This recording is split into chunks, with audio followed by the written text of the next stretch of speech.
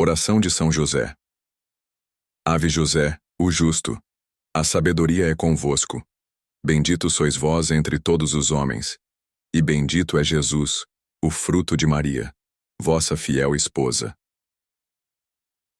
São José, valoroso pai adotivo de Jesus Cristo, rogai por nós, pecadores, que obtende para nós a sabedoria de Deus, agora e na hora de nossa morte. Amém. 13º dia.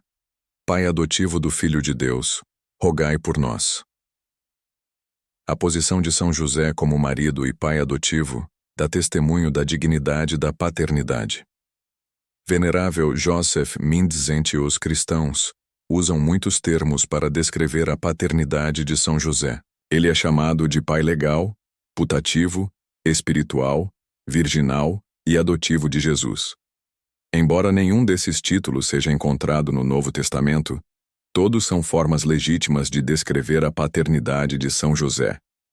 Desses títulos, pai adotivo é o mais comum, pois o ato de dar o nome à criança no antigo costume judaico era responsabilidade legal do pai. Embora tu, São José, não sejas necessário para a concepção e nascimento da criança, serás necessário para o seu sustento, e teu primeiro cuidado será em relação a seu nome. Santo Alberto Magno A. Responsabilidade legal de São José de dar nome ao menino Jesus foi conferida por Deus quando o anjo revelou a São José que ele não deveria ter medo de levar Maria e a criança em seu ventre para sua casa, sob seus cuidados. O papel de São José de dar nome ao Salvador é extremamente importante. Significa para o mundo que São José é o pai legal de Jesus. A dignidade de São José deriva de seu privilégio de ser o pai legal do Filho de Deus encarnado. Eis então, um homem a quem o Filho de Deus chama de pai, a quem ele, Jesus, serve e obedece, e diante do qual se ajoelha para receber a bênção paterna. São Pedro Julião, eimar do papel de São José como o pai adotivo de Jesus, pode parecer algo meramente contratual, mas o latim nos fornece uma visão mais profunda desse assunto. Em latim, o título dado a São José para indicar seu papel de pai adotivo é Filii Dei Nutritia, literalmente significa nutridor do Filho de Deus. Como você pode ver, o título de pai adotivo é uma tradução muito pobre do original em latim. Chamar São José de pai adotivo de Jesus é válido. De qualquer forma, devemos enfatizar que essa paternidade não era só uma paternidade legal, mas uma paternidade consagrada, afetuosa, fiel e eterna. A paternidade espiritual de São José é para sempre. O relacionamento amoroso entre um pai espiritual e um filho dura para sempre. Em outras palavras, Jesus continua a ser o filho de José no céu. No paraíso, São José não exerce mais uma paternidade legal sobre Jesus, mas permanece sua relação de amor, afeto e fidelidade para com ele, assim como para com o corpo místico de Jesus. Ao contrário do casamento, onde o relacionamento não permanece na eternidade, ver Mateus 22:30, a paternidade espiritual de São José sobre Cristo e seu corpo místico dura para sempre. A paternidade espiritual, como a maternidade espiritual, dura para sempre. Se não fosse esse o caso, a Igreja precisaria parar de chamar Jesus de filho de José. A Igreja também deveria deixar de chamar Maria, que está no céu, de nossa mãe espiritual. São José será sempre seu pai espiritual. O que é válido para Jesus é válido para você. São José será sempre seu pai espiritual. Assim como cuidou de Jesus na terra, São José cuidará de você em sua peregrinação terrena. São José é seu amoroso provedor, educador e protetor. Quando sua vida na terra terminar, São José continuará a ser seu pai. Não em um nível terreno, mas em um nível espiritual. No céu você será sempre conhecido como um filho de São José. Ninguém jamais será capaz de louvar dignamente a José, a quem tu, ó verdadeiro Filho unigênito do Pai eterno, te dignaste a ter como pai adotivo. Santo Efrém da Síria, pai virginal de Jesus, está em perfeito acordo com a fé e o espírito da Igreja, honrar como virgem não somente a Mãe de Deus, mas também a José. São Pedro Damião. A mãe de Jesus é uma virgem perpétua. A virgindade perpétua de Maria foi desde o início uma doutrina muito importante para o cristianismo. Quão importante? Bem, no século IV, um bispo chamado Borro de Dizi, Ilíria, região que hoje corresponde aos territórios de Albânia, Montenegro e Croácia, foi censurado por seus irmãos bispos e destituído do episcopado por sustentar que Maria e José tiveram outros filhos depois de Jesus. O papa da época, São Cirício, escreveu uma carta para os leais bispos de Ilíria, agradecendo-lhes a correção do irmão errante. Não se pode negar que estáveis certos ao corrigir a doutrina sobre os filhos de Maria, nem que estáis certos ao rejeitar a ideia de que outro filho qualquer pudesse ter vindo do mesmo ventre virginal de que nasceu, conforme a carne, o Cristo. A doutrina da virgindade perpétua de Maria é um ensinamento tão importante para o cristianismo que o Papa Martinho I fez dela um dogma da fé durante o Concílio de Latrão, em 649. Com isso em mente, você sabia que há na Igreja uma tradição que atribui virgindade perpétua também a São José? Essa tradição foi adotada e promovida por santos, místicos e papas ao longo de séculos. Mas antes de entrar no assunto, é preciso responder a algumas objeções que muitas vezes se levantam contra a virgindade de Maria. No curso dessa abordagem, surgirá uma imagem mais clara da virgindade de São José. Em primeiro lugar, já se disse que as passagens do Antigo Testamento que se referem aos irmãos e irmãs de Jesus, Marcos 3:31, 6:3, Mateus 13:55-56, indicam claramente que Maria não permaneceu virgem. À primeira vista, essas passagens parecem contradizer a virgindade perpétua de Maria, bem como a possibilidade de São José ter permanecido virgem. Mas o Catecismo da Igreja Católica oferece uma resposta concisa para essa questão. A Igreja entendeu sempre estas passagens como não designando outros filhos da Virgem Maria. Com efeito, Tiago e José, irmãos de Jesus, Mateus 13:55, são filhos de uma Maria discípula de Cristo designada significativamente como a outra Maria, Mateus 28:1. Trata-se de parentes próximos de Jesus, segundo uma expressão conhecida do Antigo Testamento. A sabedoria expressa no Catecismo é fruto de séculos de estudo das Escrituras. Doutores familiares com expressões do Antigo Testamento sempre sustentaram que o Novo Testamento, quando descreve os familiares de Jesus como irmãos e irmãs, não se refere a seus irmãos e irmãs biológicos. Na verdade, a expressão irmãos e irmãs, tal como usada no Antigo Testamento, chegou ao Novo Testamento como uma maneira de descrever os primos de Jesus. Todo estudioso da Bíblia sabe que nas versões gregas do Antigo e do Novo Testamentos, a palavra usada para irmãos e irmãs é a mesma que se usa para primos e primas. São Jerônimo, talvez o maior estudioso das Escrituras em toda a história da Igreja, enfrentou essa questão no século IV. Ele nos oferece as seguintes reflexões. Alguns suspeitam que os irmãos do Senhor sejam os filhos de José com outra esposa. Seguem as extravagâncias de apócrifos que inventaram uma mulher de nome Echa. Como consta no livro que escrevemos contra Elvídio, entendemos por irmãos do Senhor, não os filhos de José, mas os primos do Senhor, filhos de Maria, mulher, de Cleofas e tia materna do Senhor, a qual é chamada mãe de Tiago Menor, de José e de Judas, a quem o Evangelho, em outro lugar, dá o nome de irmãos do Senhor. Toda a Escritura atesta que os primos são chamados irmãos. São Jerônimo toca vários pontos nesse trecho. Ele observa que os irmãos e irmãs de Jesus não eram seus irmãos biológicos, mas seus primos, e também que a ideia de que São José tivesse filhos de um casamento anterior tem origem em escritos apócrifos, não canônicos e não reconhecidos. São Beda, o Venerável, um dos maiores historiadores do século VIII, ecoa o entendimento de São Jerônimo. Houve, com efeito, hereges que pensassem ter José, o esposo da sempre Virgem Maria, gerado em outra esposa, aqueles que a Escritura, designa os irmãos do Senhor. Outros, ainda mais engenhosos, pensaram que ele, São José, com a mesma Maria, dera vida a outros filhos depois do nascimento do Senhor. Contudo, meus caros filhos, sem temor de tal questionamento, temos de saber e admitir que não somente a Santa Mãe de Deus, mas também a Santa Testemunha e Guardião de sua castidade, preservaram-se absolutamente de quaisquer atos maritais. Em linguagem bíblica, chamam-se irmãos e irmãs do Senhor, não os seus filhos de Maria e José, mas os seus parentes. São Jerônimo e São Beda sabem do que falam.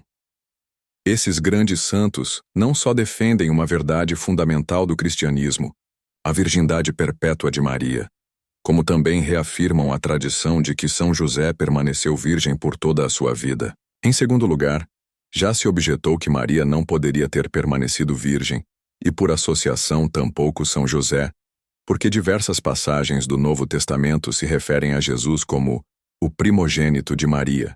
Lucas 2, 7, Colossenses 1, 15. Mais uma vez, São Jerônimo oferece uma resposta bíblica à questão.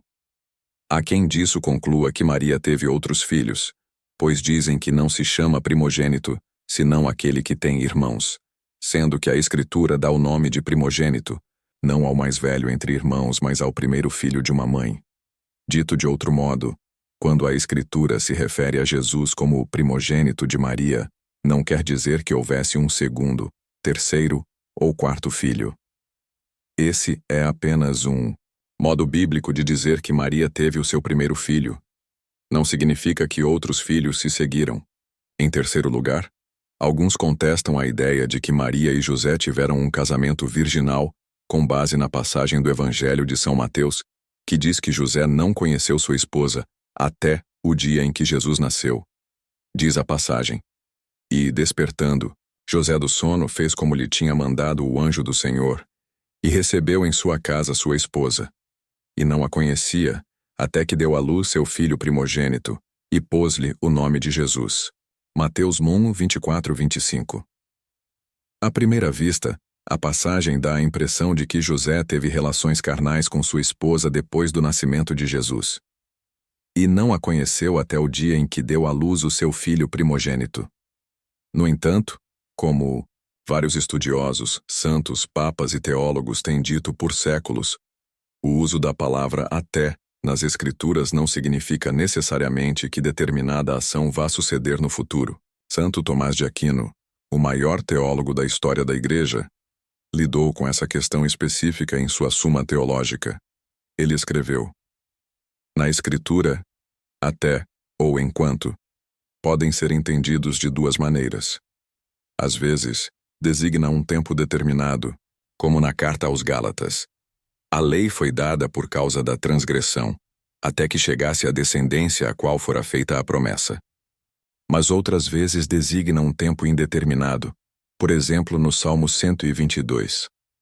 Nossos olhos estão voltados para o Senhor nosso Deus, até que se compadeça de nós. O que não deve ser entendido como se, uma vez obtida a misericórdia, os nossos olhos devessem se afastar do Senhor." Diversas passagens bíblicas atestam que o uso da palavra até não implica uma ação subsequente.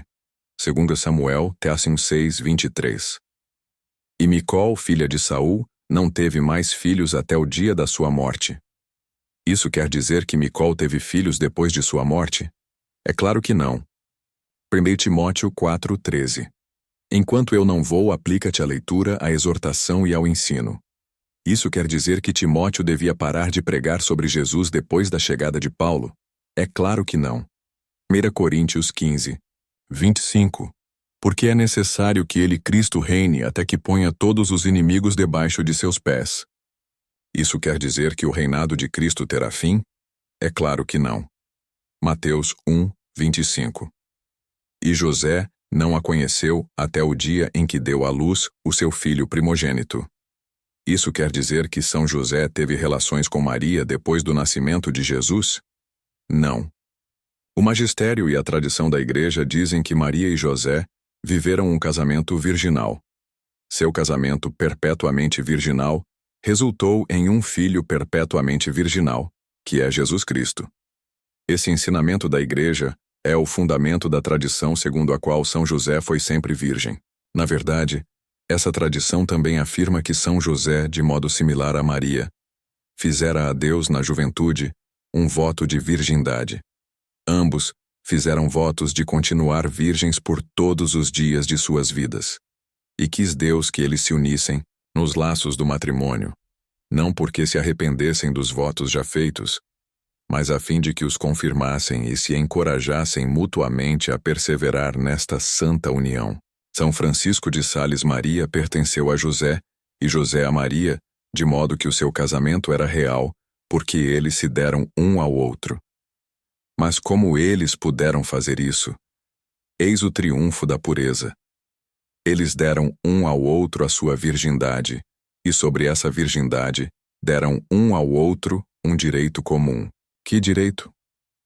O de salvaguardar a virtude do outro. São Pedro Julião, Eimar de Maria, e José protegeram a virtude um do outro, em nome da missão do seu filho virginal. A ideia de que São José foi um viúvo, de que ele trouxe para o seu casamento, com Maria os filhos de um primeiro casamento, nunca foi ensinamento oficial da Igreja. A Igreja nunca amparou essa ideia porque esta não está de acordo com a tradição dominante, segundo a qual São José foi sempre virgem. É muito importante ressaltar que a ideia de que São José fora casado com outra mulher e pai de outros filhos antes de esposar Maria, assim como a ideia de que ele já era idoso, tem sua origem em fontes apócrifas, não reconhecidas.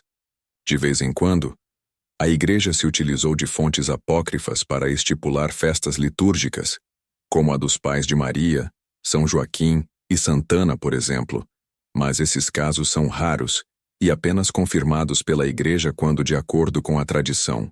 Não se pode negar que os padres da Igreja, especialmente no Oriente, escreveram em favor de São José ter sido homem casado e pai de outros filhos, antes de se unir a Maria. No entanto, isso não significa de maneira alguma que a Igreja tenha abraçado essas ideias ou as promovido à doutrina oficial. Pelo contrário, a tradição dominante nessa matéria é de que São José não foi viúvo, mas virgem. A tradição da Igreja diz que São José viveu uma vida de castidade consagrada. Alguns dos evangelhos apócrifos o retratam como um idoso, até como um viúvo. Esse não é o ensinamento da Igreja. Nós acreditamos, todavia, que ele foi virgem, um virgem que se uniu em casamento virginal com Maria. Servo de Deus, John A. Hardon. A tradição segundo a qual São José foi um virgem perpétuo nos proporciona uma tremenda compreensão sobre a grandeza e a virtude de São José, além de nos dar uma ideia sobre qual provavelmente era sua idade quando se casou com Nossa Senhora. Apresentar São José como um virgem pressupõe que ele era jovem quando esposou Maria, jovem o bastante para sacrificar suas potências viris. São José virginal é a imagem de um homem jovial que teve de provar virtudes heróicas, sobrenaturais, para continuar virgem. Ele esposou a mulher mais bela que já viveu. Que um senhor de idade esposasse uma jovem virgem não implica sacrifício, pois a virilidade e paixão desse homem já estão decaindo. Mas um homem forte, apaixonado, jovial e virginal, teria de fazer um tremendo sacrifício em sua mente, corpo, sentidos e coração para esposar uma mulher tão pura e amável. Santos, místicos, estudiosos das Escrituras e teólogos não são os únicos a afirmar a paternidade virginal de São José. Vários papas do século XX também o fizeram. A 26 de novembro de 1906, o Papa São Pio X aprovou uma oração dedicada a São José, Pai Virgem de Jesus. Ele reservou inclusive uma indulgência a todos que a recitarem. Ó José, Pai virginal de Jesus, esposo puríssimo da Virgem Maria, rogai por nós diariamente a este mesmo Jesus, o Filho de Deus, a fim de que, providos com os recursos de sua graça, combatamos como devemos durante esta vida, e sejamos coroados por ele no momento de nossa morte. Amém. A 4 de maio de 1970, quando falava a um grupo na França, São Paulo VI afirmou que Maria e José viveram um casamento virginal.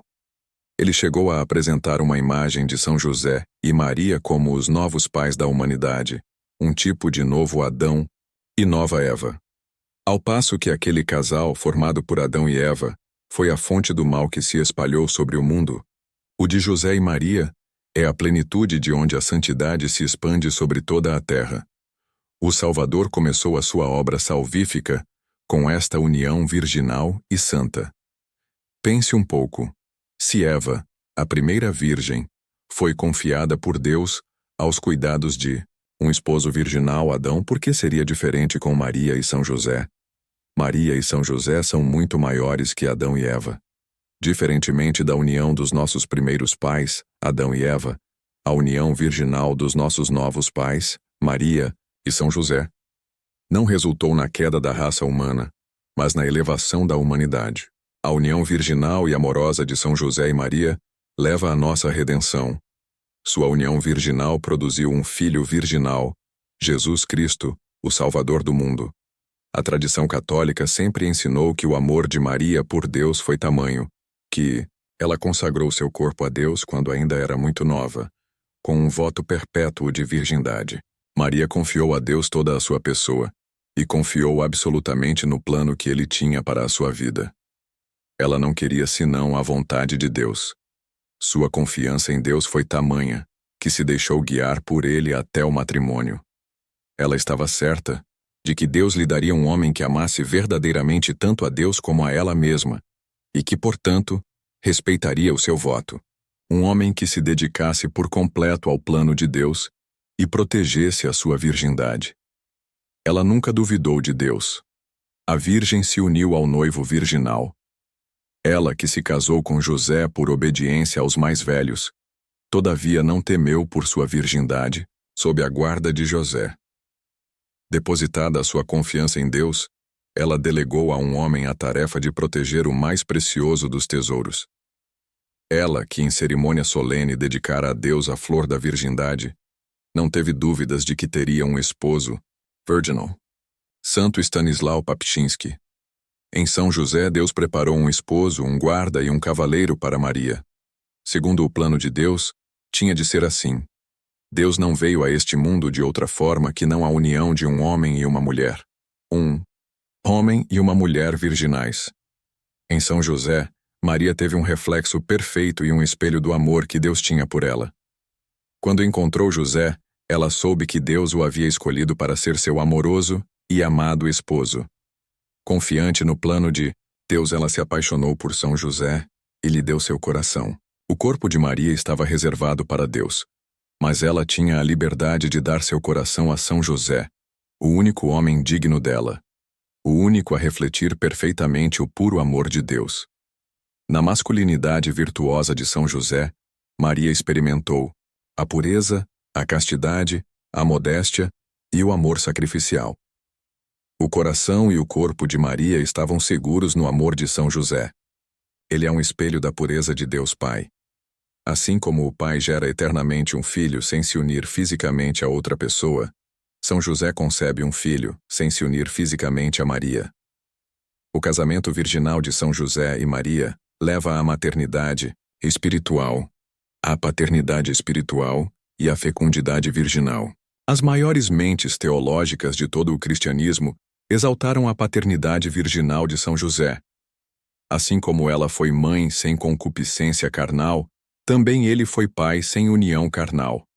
Portanto, as gerações descendem e ascendem por meio dele. Não o ponhamos de parte, porque ele careceu de concupiscência carnal. Que sua maior pureza reafirme sua paternidade, e que Maria não nos repreenda. Ela não quis antepor o seu nome ao do esposo, mas disse: Teu pai e eu te procurávamos, angustiados. Não façam, pois, os murmuradores perversos o que a casta esposa não fez. Contemos as gerações pela linha de José, porque ele, como esposo casto, é igualmente pai casto. Mas anteponhamos o varão à mulher segundo a ordem da natureza e da lei de Deus. Pois se o pusermos de parte e Maria em seu lugar dirá com razão: Por que me separaste? Porque não ascendem ou descendem de mim as gerações? Acaso lhe será dito: Porque não o geraste a Cristo com tua própria carne? Mas ele responderá: Acaso ela deu-lhe a luz por obra sua? O que operou o Espírito Santo, operou-o para os dois. Está dito, sendo justo.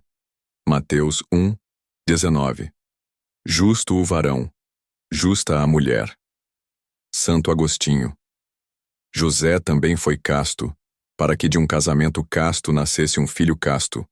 Mas São Jerônimo.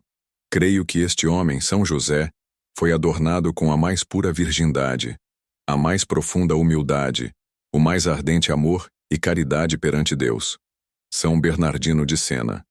Para aumentar e sustentar a virgindade de Maria, o Pai Eterno deu a ela um companheiro virginal, o grande São José. São Francisco de Sales. Ele, São José, foi virgem, e sua virgindade foi o espelho fiel da virgindade de Maria. São John Henry Newman. Santo Tomás de Aquino também acreditava que São José foi um virgem. O doutor Angélico nos oferece um entendimento adicional sobre a paternidade virginal de São José, sustentando a ideia de que é próprio que Jesus tenha confiado sua mãe imaculada a um esposo virgem, dado que a mãe imaculada foi mais tarde confiada a um apóstolo virgem, São João, aos pés da cruz. Diz Santo Tomás. Cremos que assim como foi virgem a mãe de Jesus, também o foi José, porque ele, Deus, pôs a virgem sob os cuidados de um virgem São João. E assim como o fez no final, aos pés da cruz, fê-lo também no início, nas cegas e bodas de Maria e José. O raciocínio de Santo Tomás de Aquino faz sentido. Se você fosse Deus, não confiaria sua mãe a um virgem? Não desejaria que sua mãe fosse protegida e honrada por um homem absolutamente puro e casto, reflexo perfeito do amor de Deus? É claro que sim. Santo Alberto Magno também pensou assim. Como esposo virginal, ele, São José, guardou sua esposa virginal.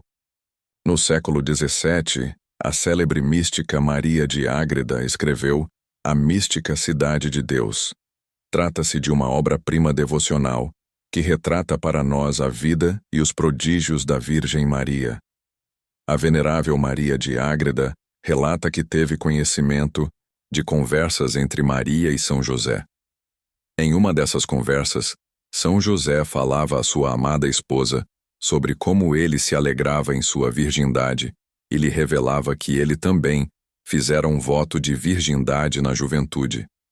Minha senhora, declarando-me teus pensamentos castos e teus propósitos, tu penetraste e desfraldaste meu coração, que não abri sem antes conhecer o teu.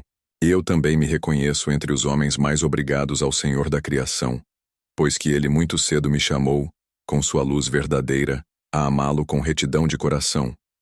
E quero, Senhora, que saibas que aos 12 anos também fiz promessa de servir ao Altíssimo em castidade perpétua. Volto agora a ratificar o mesmo voto, para não impedir o teu. E na presença de Sua Majestade prometo ajudar-te o quanto puder a servi-lo e amá-lo em toda a pureza, segundo o seu desejo.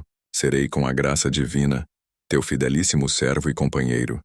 E te suplico que recebas meu casto afeto, e tenhas a mim como irmão, sem admitir jamais outro amor, fora do que deves a Deus e depois a mim. São José é o esposo virginal de Maria e o pai virginal de Jesus.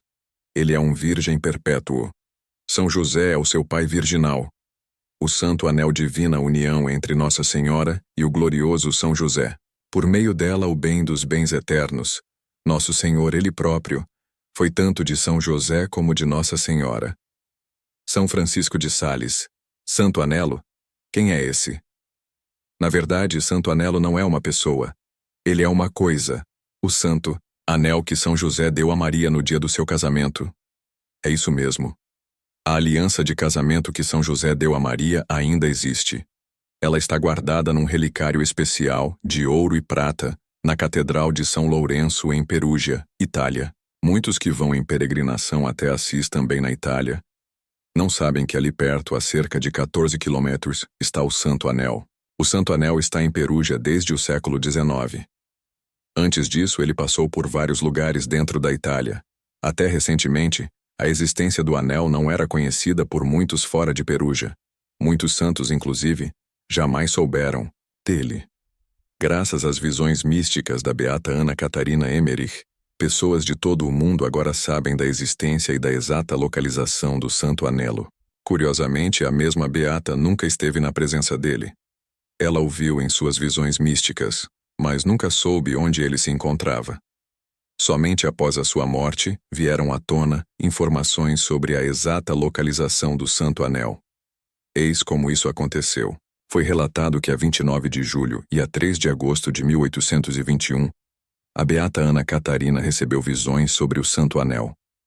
Antes dessas visões, ela não fazia ideia de que o anel que São José dera a Maria ainda existia. Ela disse, 29 de julho de 1821, eu vi o anel de casamento da Virgem Santíssima. Nem de prata, nem de ouro, nem de qualquer outro metal.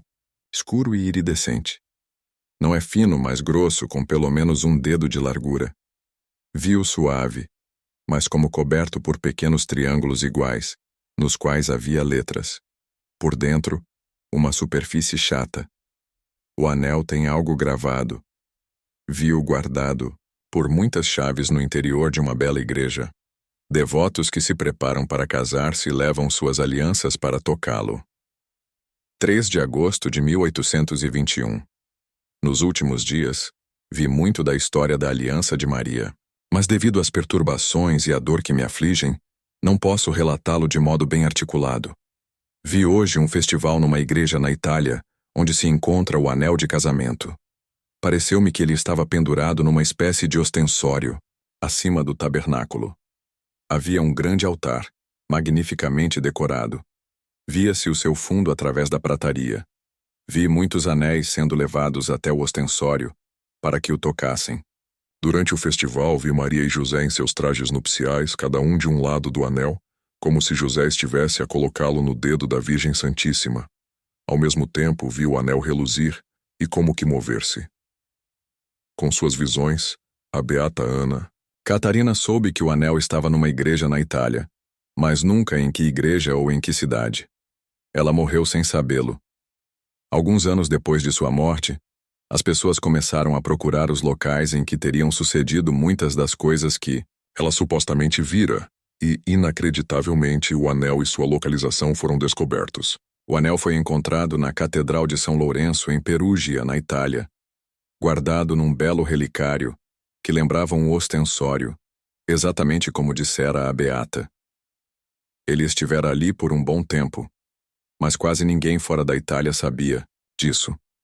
Também era verdadeira a descrição que a beata fizera do anel. Ele parece iridescente e âmbar, ou amarelo escuro. Às vezes, quando a luz do sol invade a catedral, o anel pode assumir um branco turvo, leitoso. Um aspecto fascinante das visões relatadas pela beata Ana Catarina são as datas em que ela viu o anel. Suas visões do anel ocorreram nos dias 29 de julho e 3 de agosto. Sem que ela soubesse, essas datas coincidem com a época do ano em que os peregrinos visitam a Catedral de Perugia, em seu caminho até Assis, para a celebração anual da Festa dos Anjos da Porciúncula, no dia 2 de agosto. Entre o fim de julho e o início de agosto, grandes grupos de pessoas veneram o anel de um modo especial. A esposos e esposas, bem como a casais que se preparam para o matrimônio, é permitido tocar o santo anelo com suas alianças, para que tenham suas uniões abençoadas. E a beata Ana Catarina, ao que parece, testemunhou esse acontecimento em suas visões. Nos dias de hoje, peregrinos de todo o mundo vão a Perugia para venerar a relíquia. Foi o que o beato Papa Pio IX fez no dia 10 de maio de 1857, durante uma visita a Perugia, quando também celebrou a missa na catedral. Que amor mais puro os castos esposos tinham um pelo outro. Mais que Adão e Eva nos primeiros dias de sua inocência, José e Maria foram a alegria do Senhor, o êxtase dos anjos na humilde casa de Nazaré. Nazaré era similar ao Éden nos primeiros dias da criação. Tudo era santo. Tudo era inocente, tudo era belo. Beato Bartolo Longo, ladainha de São José. Senhor, tende piedade de nós. Senhor, tende piedade de nós. Jesus Cristo, tende piedade de nós. Jesus Cristo, tende piedade de nós. Senhor, tende piedade de nós. Senhor, tende piedade de nós. Jesus Cristo, ouvi-nos. Jesus Cristo, atendei-nos. Deus Pai dos céus, tende piedade de nós. Deus Filho, Redentor do mundo, tende piedade de nós. Deus Espírito Santo, tende piedade de nós. Santíssima Trindade, que sois um só Deus, tende piedade de nós. Santa Maria, rogai por nós. São José, rogai por nós. Ilustre Filho de Davi, rogai por nós. Luz dos patriarcas, rogai por nós. Esposo da Mãe de Deus, rogai por nós. Casto guarda da Virgem, rogai por nós. Sustentador do Filho de Deus, rogai por nós. Zeloso defensor de Jesus Cristo, rogai por nós. Chefe da Sagrada Família, rogai por nós. José Justíssimo, rogai por nós. José Castíssimo, rogai por nós. José Prudentíssimo, rogai por nós. José Fortíssimo, rogai por nós. José Obedientíssimo, rogai por nós. José Fidelíssimo, rogai por nós. Espelho de paciência, rogai por nós. Amante da pobreza, rogai por nós. Modelo dos trabalhadores, rogai por nós. Honra da vida familiar, rogai por nós. Guarda das virgens, rogai por nós. Sustentáculo das famílias, rogai por nós. Alívio dos miseráveis, rogai por nós. Esperança dos doentes, rogai por nós. Patrono dos moribundos, rogai por nós. Terror dos demônios, rogai por nós. Protetor da Santa Igreja, rogai por nós. Cordeiro de Deus, que tirais os pecados do mundo, perdoai-nos, Senhor. Cordeiro de Deus, que tirais os pecados do mundo, ouvi-nos, Senhor. Cordeiro de Deus, que tirais os pecados do mundo, tende piedade de nós. Ele constituiu-o Senhor de sua casa, e fê-lo príncipe de todos os seus bens. Oremos, ó Deus, que por inefável providência vos dignastes escolher São José por esposo de vossa Mãe Santíssima. Concedei-nos, vô-lo pedimos, que mereçamos ter por intercessor no céu aquele que veneramos na terra como protetor. Vós que viveis e reinais por todos os séculos dos séculos. Amém.